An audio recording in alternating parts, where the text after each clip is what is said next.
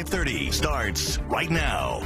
And right now at 5:30, a battle is brewing over who in Michigan has the power to issue COVID-19 restrictive orders. Thank you for staying with us. I'm Glenda Lewis. And I'm Alan Campbell. And once again, we're seeing a power struggle between the GOP legislation and Governor Gretchen Whitmer. This morning, a funding bill was sent to the House floor with a key caveat to it. Reporter Brian Abel joining us now live to explain. Brian. Glenda, Allen, first the governor, she unveiled her spending plan, then the GOP unveiled theirs. The GOP plan, is what passed through appropriations today. But tied to it is another bill that would strip the state's health department of their ability to provide emergency orders during this pandemic. The H1 substitute to House Bill 4048.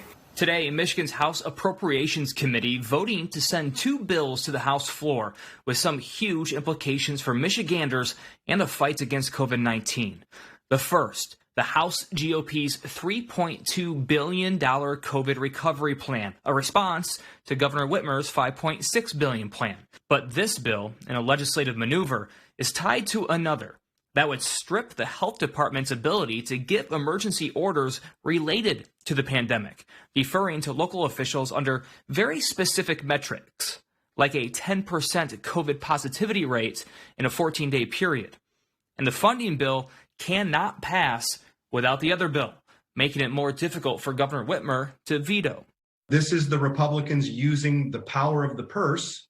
The legislature gets to decide by writing spending bills how money gets spent, and the governor can sign, veto, or use the line item veto on those. It's one of the tools that the legislature has at its disposal to try and influence the process of how the state responds to the COVID crisis. House Democrats say tying the two bills together is holding hostage much needed federal funding for vaccine distribution, food aid, and resources to get schools back to in-person.